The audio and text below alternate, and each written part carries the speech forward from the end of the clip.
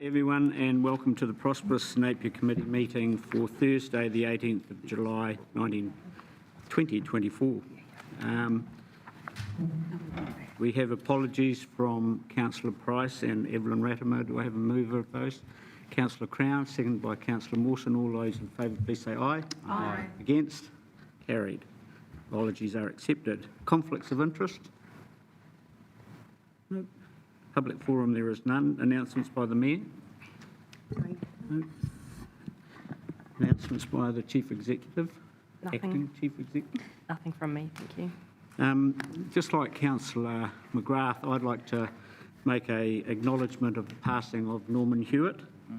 Norman was the captain of the Hawke's Bay rugby team in the 1990s and scored a very memorable try against the British Lions here at McLean Park. He captained Hawke's Bay, he played for the Maori All Blacks, was an All Black.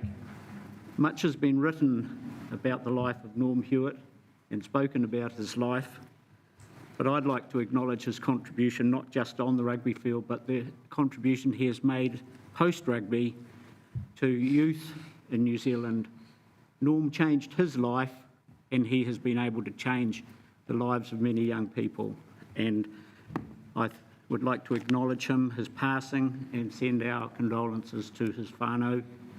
I know there is no public funeral, and it's a very sad day that Hawke's Bay Rugby has lost two of its players to the dreadful motor neuron disease. Any minor matters not on the agenda? I'd like confirmation of the minutes of the Prosperous Napier Committee meeting held on Thursday, the 6th of June, to be taken as a true and accurate record. Do I have a mover? Councillor Crystal, seconded.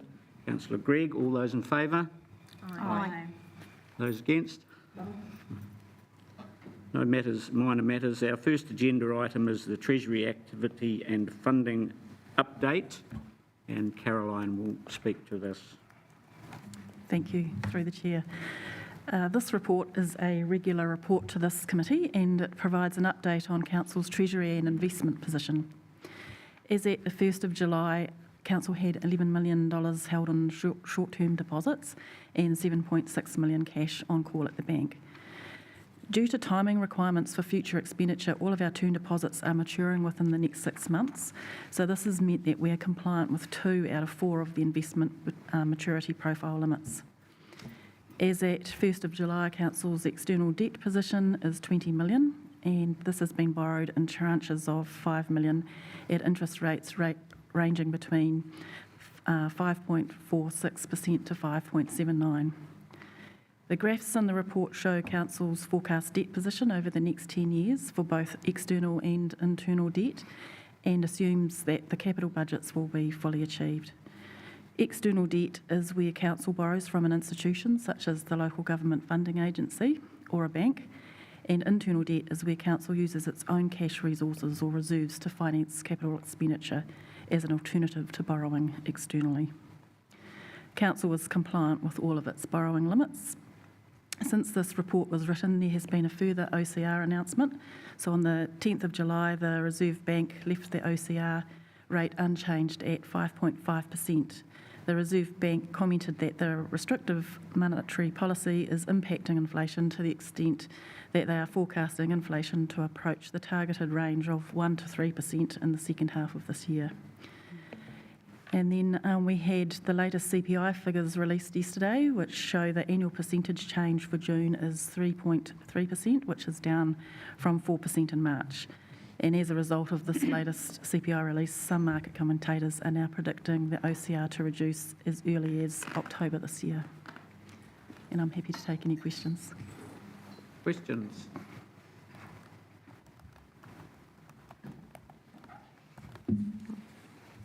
Doesn't appear to be anybody. The officer's recommendation is that we receive the report titled Treasury Activity and Funding Update dated the 18th of July. Do I have a mover?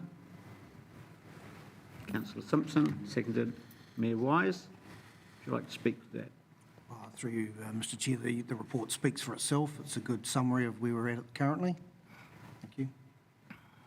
through the chair, and thank you, Caroline, for the updated information that's come through since the report was written. Much appreciated. I'll put the recommendation that we receive the report titled Treasury Activity and Funding Update dated the 18th of July. All those in favour, please say aye. Aye. Against? Carried. Thank you, Caroline. Our second item on the agenda is standing up a council-controlled trading organisation to manage the council's investment assets, and I invite Richard Manaki to speak to this. Good morning. Through the chair.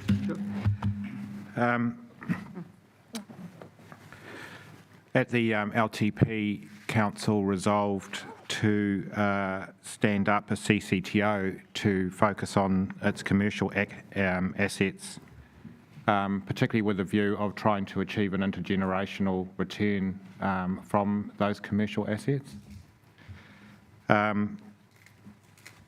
Council at that stage at the moment has just asked, I guess, that the process of working up a CCTO proceed and hasn't yet decided what assets that CCTO should manage or the governance structure that is attached to that, or how that CCTO might operate with council and within some of the other non-economic considerations, social and those sorts of things.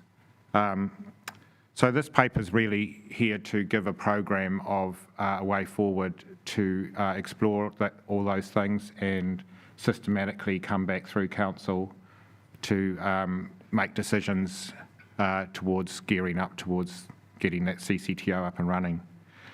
And I think a key component of that, which I'd like to highlight, is the need for that process to be done transparently in the public arena, because the decisions there on those public assets, if you like, will inevitably end up, if they are part of a CCTO, done in private.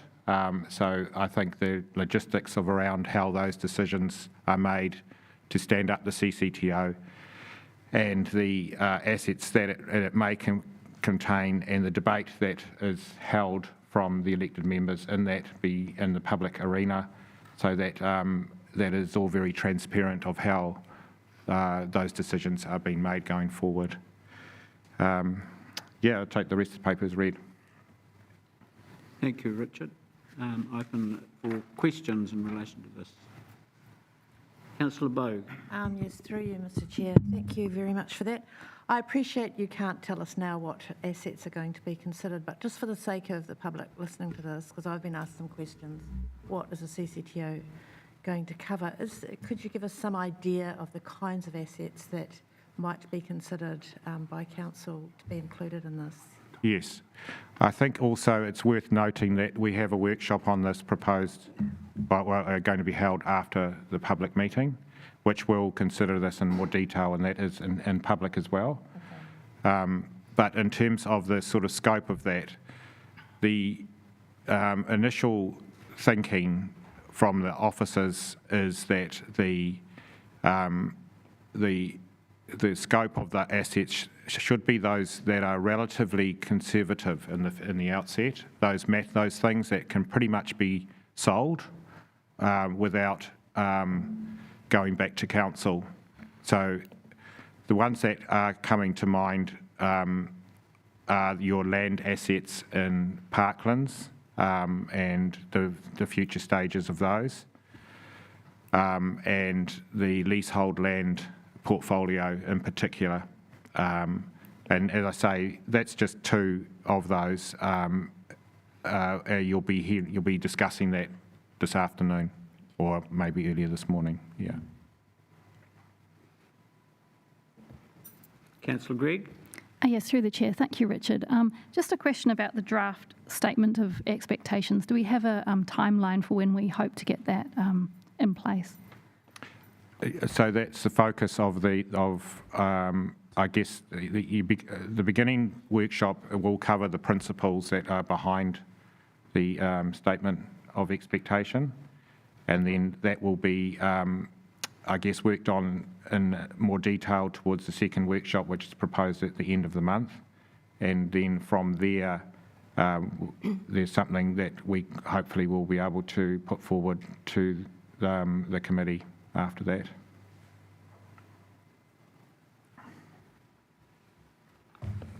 Any further questions?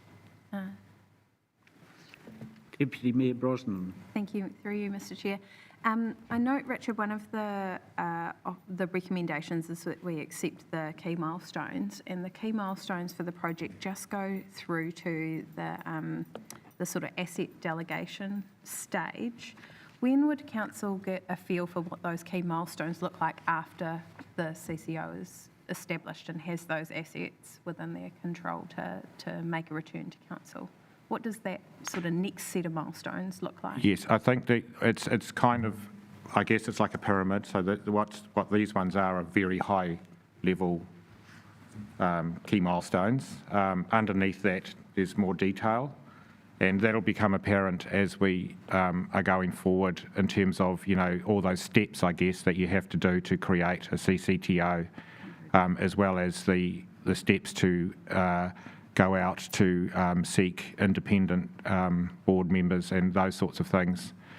So the detailed program will be made available once we kind of get through these first workshops, and also because that will also tell us what further work needs to be done after we hear from the elected members what you know, areas of concern there might be, they want to have further resolution on, those sorts of things. And then once we've kind of got that, the body of the way you want the CCTO to operate, the kind of the values and principles that apply to it, rough idea of the statement of expectation, I think then we can give you the full program of when it gets to the point of standing it up, if that's what you're meaning. Yeah. Okay, thank you, that's helpful. Thank you, Mr. Chair. Any other questions? There being none, the the recommendation is to endorse the process and key milestones as described to stand up a council-controlled trading organisation.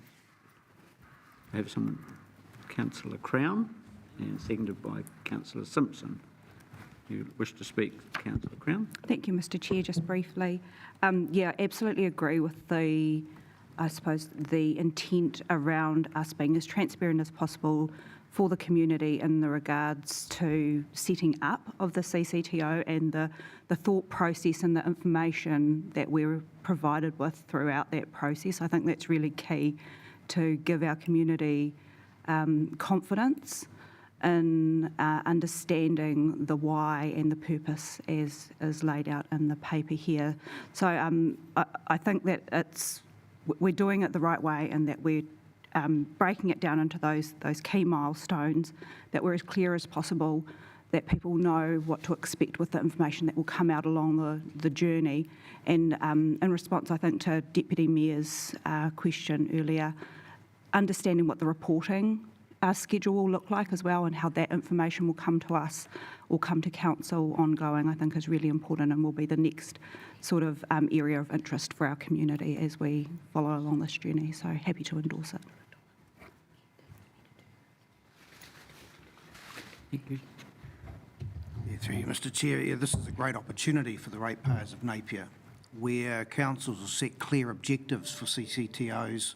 They've performed very well, and I think that's a real opportunity for our ratepayers to ensure that we pass on an expectation to the members of the new board, clear expectations and clear reporting needs, and maximising returns that we're not currently achieving through our investment portfolios.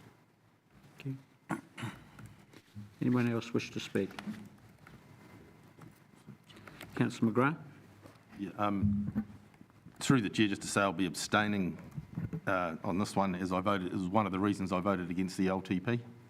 I'm not going to vote against it now because the numbers aren't there, but I'll just be abstaining. Thank you. Acknowledged. Any other speakers?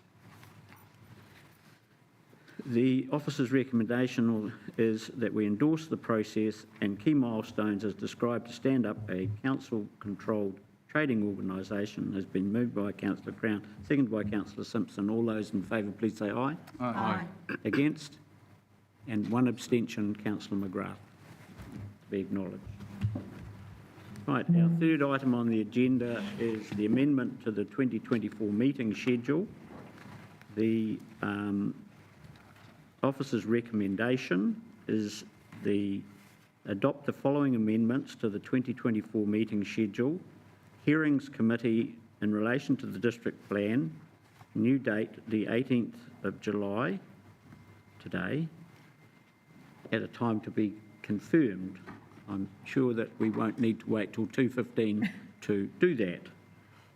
Council meeting, new date, the 1st of August 2024 at 9:30, and a Sustainable Napier Committee time change, 1st of August 2024, following the council meeting. Do I have someone move those changes, amendments to our meeting schedule?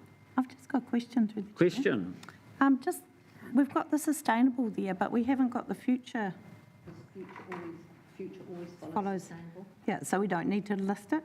No. Oh, okay, I'm just checking. Just to let you know that the reason for the new council date, it's for the legislation coming forward through the government on the Maori Wards. But yeah, I'm happy to move. So you're happy to move, Councillor Crystal? I am. Okay, seconded by Councillor Mawson. Do you wish to speak to it? No, I think it's very Councillor Mawson? self-explanatory. No, thank you. It's procedural. All those in favour, please say aye. Aye. Against? Carried. Our fourth item on the agenda, the procurement and contract management update, and I invite Sharon O'Toole to speak to this.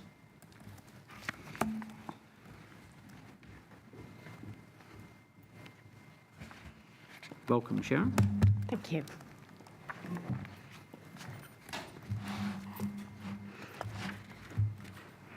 So the paper was really an update to share some of the work that's underway and commencing at the moment around improving procurement and contract management at Council. Some of that commenced with an internal audit, which is a really good way to show what we do well and where we can improve. And that highlighted a few areas, particularly around processes and controls that could be strengthened. At the same time, within Council, we have a challenging few years ahead of us. The complexity and scale of projects is increasing, and there's an opportunity to use procurement and contract management as a strategic tool to help deliver those projects and manage our assets. So the paper really splits the improvements that we're working on into two main areas.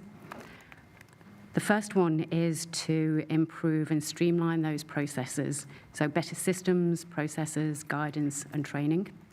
That all helps with compliance and standardisation. But we want to ensure that we're looking at applying those tools to doing the right things. So that's around how we become more efficient and using procurement as a tool to look at our pipeline of projects and seeing how we can look more strategically around how those are delivered, how we could look regionally or bundle or introduce panels. And that will really help with productivity. The work has actually started now, so at the moment we've acknowledged that there's an opportunity to do some quick wins. Those quick wins are small interventions that we can do immediately, and a key one of those is around investment in people and training. So I've actually left the War Memorial this morning because we have a training session that MB are running. It's a 101 on procurement and contract management. We have, I think it's between 60 and 70 people that are attending from both across Napier City Council and our local neighbours who are invited along also.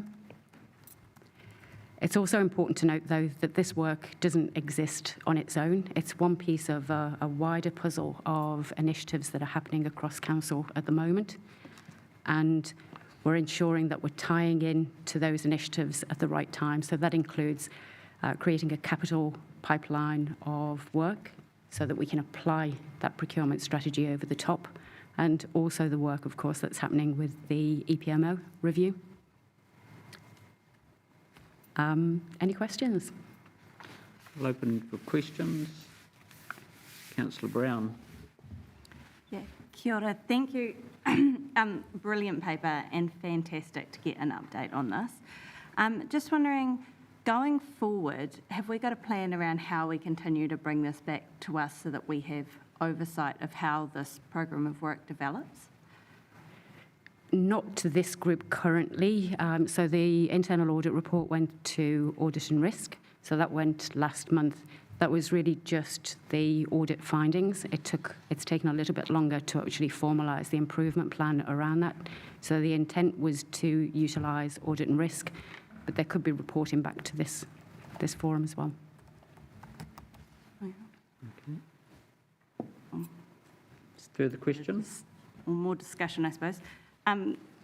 Through the chair, this work seems quite, I suppose, integral to the success of delivering our strategic priorities, and it feels like something that would be really great to have continued oversight of as a governance entity. I'm just wondering if we could maybe have an action to work out what that could look like, so how this could continue to come back. I'm sure we can look at that, and as Sharon has indicated, you will be reporting regularly to audit and risk as this developed, and all members, elected members, are able to attend audit and risk meetings and receive those updates. Deputy Mayor Brosnan. Thank you, Mr. Chair. Lovely to have you back with us. Thank you, Sharon. Thank you. I just thought I'd take the opportunity while you were here to sort of pick your brain a little bit, or give you an opportunity to talk to us a little bit about one of the ongoing concerns, we hear around procurement is that it doesn't have a triaging kind of process to it. So things which should be simple end up going through quite a complicated process to get an outcome. Are you able to talk to us a little bit about, I know there's some work in the background, especially around the PMO and things like that might help with that work, but how that flows through into this work and the actual structure of the procurement planning? So we are looking at how we do that triage. So there is some triaging that happens on a project basis at the moment, and that's done through cycles. So I can't recall exactly how many different types of project there are, but it does take it from simple to more complex and has stages. The intent is also to look at how we can introduce a piece around procurement and triage within 3 key areas at this stage. Is what's envisioned, from very simple business as usual to more complex. That would scale the input from the procurement team and also the type of documentation and processes that are used. So the intent is, when we look at this, to try and differentiate between some of the different activities that we do. So for instance, IT procurement is quite different to infrastructure, but then within that recognise that we also have different scales and complexity. So it's that matrix type approach to triaging that we're looking at taking. What that looks like, I'm not sure. We're working out the processes of how we could do that within that project framework. Thank you. And through you, Mr. Chair, I think getting governors some confidence that someone is looking at this in detail and finding a way. I know the report talks about sort of doing it right and has identified a range of sort of challenges, but also giving us confidence that things that should be simple are kept simple, and that hierarchy of complexity is in there somewhere, I think would be really valuable when we do see that regular reporting. I think what we're trying to help people understand is sometimes expediency and doing things quickly in a small way may be best for your project, and it may be best for your team. It's not always best for council. So it's also trying to spot those opportunities to aggravate activity, so that it's not just about making things fast, it's about doing them right. Great, thank you. Thank you. Are there any further questions? Okay. The officer's recommendation is to receive the procurement and contract management update. Do I have a mover? Councillor Simpson, seconded by Councillor Brown. Do you wish to speak to that, Councillor Simpson? Yeah, through you, Mr. Chair, I'd congratulate officers for actually investigating our current systems and processes for improvement. This report demonstrates, and as stated by Sharon, that this is a small component of our capital works and other contracting processes.